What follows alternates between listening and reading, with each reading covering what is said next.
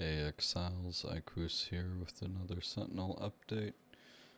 Didn't get too much in today, did the apartment hunting, so that's what most of my day was, but did get a bit here at the end. Still played a few hours, so, not too much is relative. Um, Character update, got enough so I can get all 3 Sentinels. Not that that's too big of a deal. Can I get this? Cool, now I have that.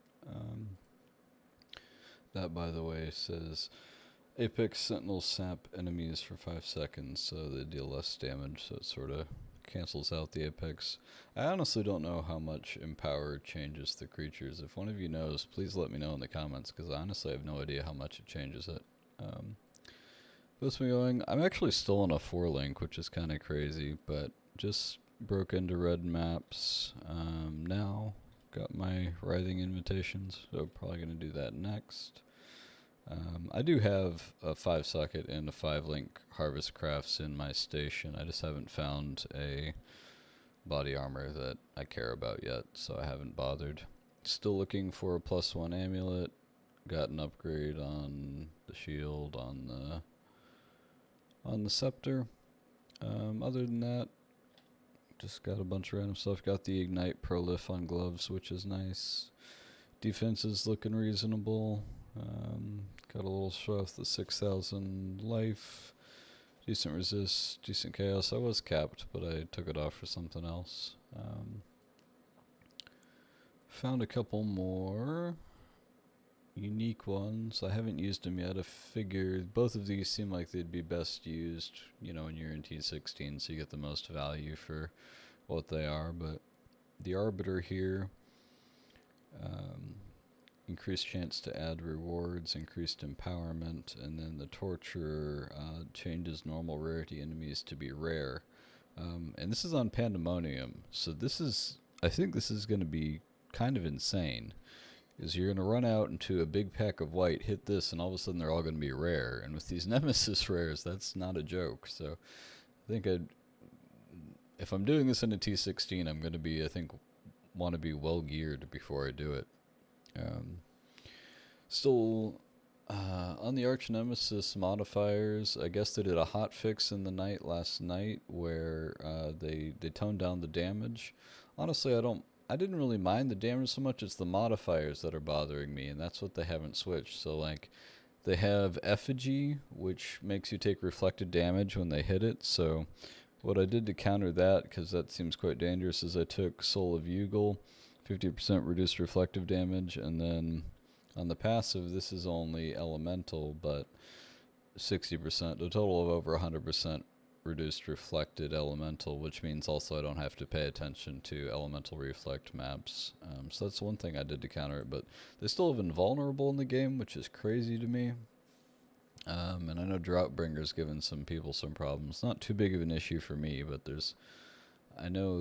I think it's one of the stranger ones to leave in as well. So I do think they should change that. I'll be curious to see what they do. I saw in the post that on Monday they said they're going to reevaluate it. I can't believe invulnerables in the game. I regularly just leave monsters behind when they have invulnerable. I don't wait around for that to come back through. They have a really long invulnerable phase. I'm not going to do it. It strikes me as very silly. But in any case, this is generally what the Atlas looks like. You can see it just broke into red. So there's a Reddit post before the league started just kind of showing it seemed like the optimal amount of things to block was 4 or 5 for the most % chance of seeing any league mechanics. The 4 I chose to block right now are Abyss, easiest choice of my life. Sealed Domain, because I'm a pussy and Legion monsters hit hard and I'm not geared yet. So I basically don't do them in like the highest maps I'd be doing anyway, or if I do, I'm not opening a bunch of rares next to each other, so I just blocked it for now. Sort of the same deal with Delirium, and then I blocked Metamorph because I made basically an invincible Metamorph on accident with the Arch Nemesis modifiers, and also I would block it anyway. Other than that, so I did my normal strategy of running right up, getting all the map things, taking these curls here. I just spec'd into some strongbox stuff with my most recent points. Got Expedition, got Harvest, got these central nodes because I think they're good. I inadvertently did a Kirak mission, which was of tier 3, so I sort of abandoned that strategy. I was going to keep all my tier 3s open and did it for a while, but Kirak confused me with what he was offering, and I thought it was a different thing. But anyway, so just decided to move on from that, not going to bother farming it. If you haven't done it, I'm not sure if it's worth it or not, to be honest. It was something that I was going to do, but I think it might be better just to get the points and keep going forward. Because, when we get to the end, we're going to get a bunch of favored maps anyway, and then we can choose, a high tier thing, and then put our points into there, and then maybe even take on the Atlas. Where is it at? 200% more chance to be favored maps, and just definitely get the map we want, and then we can target farm it that way. Of course, by that time, we may even have better options. So that's what I'm going to do. I think that's fine. Don't know that I have too much more to add. I'm probably going to go to sleep just about now.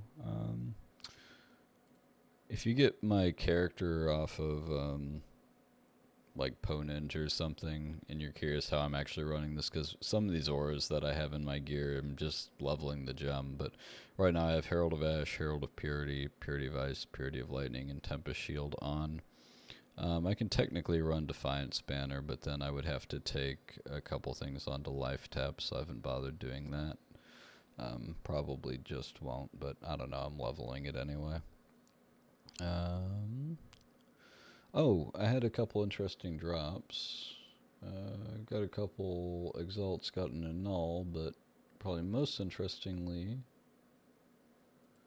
we got the Aegis Aurora, which is a big deal kind of shield for a lot of builds, not particularly for the one that I was heading towards, but I'll definitely keep it in mind, because, if you get Melding of the Flesh, and then you can just soup up your cold res, that's an easy way to get that to work. And then if you have a bunch of energy shield and you're blocking with this, that basically all the deep delvers do this because it keeps you almost immortal, because if you get enough armor, you're recharging your entire energy shield every time. So obviously I'm not built to do that now. I'm a life-based character, but it's something to keep in mind. It's definitely a good drop.